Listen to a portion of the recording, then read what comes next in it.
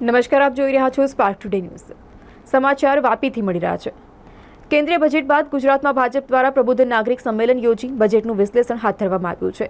જે અંતર્ગત રવિવારે વાપીના વિયા હોલ ખાતે રાજ્યના નાણાપ્રધાન કનુભાઈ દેસાઈએ વલસાડ જિલ્લાના પ્રબુદ્ધ નાગરિકો, ઉદ્યોગકારો, રાજકીય આગેવાનોની સાથે બેઠક યોજી હતી. જેમાં ઉપસ્થિત તમામને કેન્દ્રીય બજેટમાં રહેલી જોગવાઈઓ અંગે ઉપયોગી માર્ગદર્શન આપી આ અંગે તેમને વિશ્લેષણ કરવામાં આવ્યું હતું. નમસ્કાર. આપણા દેશના યશસ્વી વડાપ્રધાન નરેન્દ્રભાઈને 1962 પછી સૌ પ્રથમવાર સતત ત્રીજી વાર પ્રધાનમંત્રી પદનો જે એક લોકોએ વિશ્વાસ મૂક્યો છે એ એમના પ્રધાનમંત્રીના ત્રીજા કાળનું સૌ પ્રથમ બજેટ માન્ય નાણામંત્રી શ્રીમતી નિર્મલા સીતારામનજીએ જે રજૂ કર્યું એમાં ખાસ કરીને ગરીબ, યુવાનો, અન્નદાતા અને નારી શક્તિને મહત્ત્વ આપીને બજેટની જોગવાઈઓ કરવામાં આવી છે. આવતા 5 વર્ષની દિશા દર્શાવતું આ બજેટ છે અને 2047માં ભારત વિકસિત ભારત બને એ માટેના જે આયોજનો કરવામાં આવ્યા છે અને અનુલક્ષીને આ બજેટ તૈયાર કરવામાં આવ્યું છે. યુવાનો તાલીમબદ્ધ બને અને એમને રોજગારીની વધુમાં વધુ તકો મળે એ માટે આંતરમાળખાકીય સવલતો, મૂડી ખર્ચ પર વધુમાં વધુ ખર્ચ કરીને 11,11,111 કરોડનો મૂડી ખર્ચ જે કરવામાં આવશે એનાથી સમગ્ર દેશના રોડ, રસ્તા, વીજી, માળખાકીય ઘણી સુવિધાઓ થશે. એના લીધે રોજગારી વધશે. સાથે સાથે સિમેન્ટ ઉદ્યોગ, સ્ટીલ ઉદ્યોગ બધાને ફાયદો થશે અને યુવાનોને તાલીમબદ્ધ કરવા માટે કે નવી ટેકનોલોજીથી પણ અવગત થાય એ માટે કૌશલ્ય વર્ધન પર ખાસ ભાર મૂકવામાં આવ્યો છે.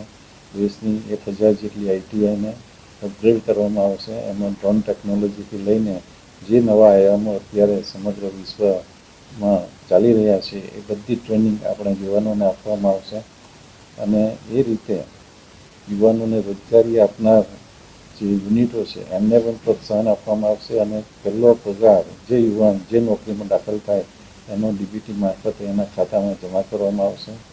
લગભગ 1 કરોડ યુવાનોને 500 જે મોટી મોટી કંપનીઓ છે દેશની, મલ્ટીનેશનલ ઇન્ડિયન કંપનીઓ છે એમાં ટ્રેનિંગ ઇન્ટર્નશીપ આપવામાં આવશે અને આ રીતે જે યુવાનો તૈયાર થશે એ પોતાના પગ પર ઊભા રહીને સમગ્ર દેશના વિકાસમાં ફાળો આપશે એ ચોક્કસ વાત છે. તે જ રીતે દરેક રાજ્ય ઇન્ફ્રાસ્ટ્રક્ચરમાં પોતાનું જે જરૂરિયાત હોય એ પ્રમાણે રોકાણ કરી શકે એ માટે 1,50,00,000 કરોડનું જે 1.5 લાખ કરોડનું એક આયોજન કરવામાં આવ્યું છે. એના લીધે દરેક રાજ્ય પણ પોતાનો માળખાકીય વિકાસ કરી શકશે. ખાસ કરીને ઇન્કમટેક્સના જે દરો છે એમાં જે ફેરફારો કરવામાં આવ્યા છે એના લીધે નાના પગારદારોને લગભગ 17,500નો ફાયદો થશે અને સાથે સાથે જે સ્ટાન્ડર્ડ ડિડક્શન 50,000થી 75,000 કરવામાં આવ્યું છે એનાથી પણ લગભગ 8થી 10,000નો ફાયદો છે. ખાસ કરીને ખેડૂતો પ્રાકૃતિક ખેતી કરે અને એ ખેતીના જે પેદાશ થાય એના પણ વિગતો ભાવ મળે એના માટે આ બધી પ્રોડક્ટોને બ્રાન્ડિંગ કરવાનું પણ આયોજન કરવામાં આવ્યું છે.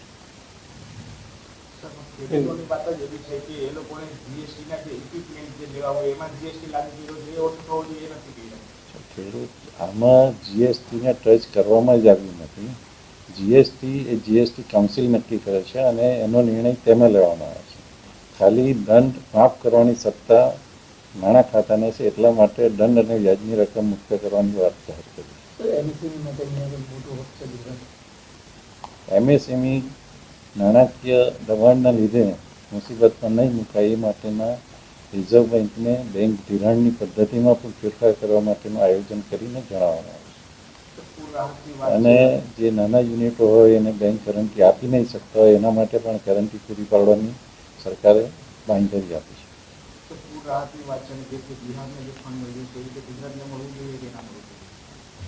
આ જે વસ્તુ છે એનડીઆરએફ અને એસડીઆરએફ નેશનલ ડિઝાસ્ટર્સ ફંડમાં આ બધી જોગવાઈઓ છે જ અને આપણને એ રીતે ફંડ મળે જ છે. આપણે જોઈએ તો ગુજરાતમાં નર્મદા ડેમની જે સપાટી છે એનું પાણી રોકીને આપણે એ પાણી આપણા જે વિસ્તારમાં પાણી નથી ત્યાં પણ આપણે મોકલાવી શકીએ છીએ. નર્મદામાં અત્યાર સુધી જે આપણને ફ્લડની પરિસ્થિતિ આવતી હતી તે નથી આવી. ગયા વર્ષે ફક્ત જે રીતે મધ્યપ્રદેશના ડેમમાંથી પાણી છોડવામાં આવેલું એટલે થોડી તકલીફ હતી. અદરવાઇઝ નર્મદામાં કોઈ પણ દિવસ રેલ આવી નથી, આપણી મોટામાં મોટી નદીમાં. અને તેને શિક્ષકની વાત છે પણ જે પ્લાસ્ટિક ઇન્ડસ્ટ્રીઝ છે એના માટે તેની જીએસટીમાં પણ ફેરફાર કરવાની જરૂર હતી એવું એ લોકોનું પણ કેવું છે. કારણ કે પ્લાસ્ટિક સામાન્ય લોકો મેં કીધું છે કે જીએસટી કાઉન્સિલ નિર્ણય કરે છે અને જીએસટી કાઉન્સિલમાં હવે જે ટેક્સના રેટો છે એને ઘટાડીને 3 થી 4 કરવાનું જે રીતે આયોજન છે એ રીતે ચર્ચા ચાલી રહી છે.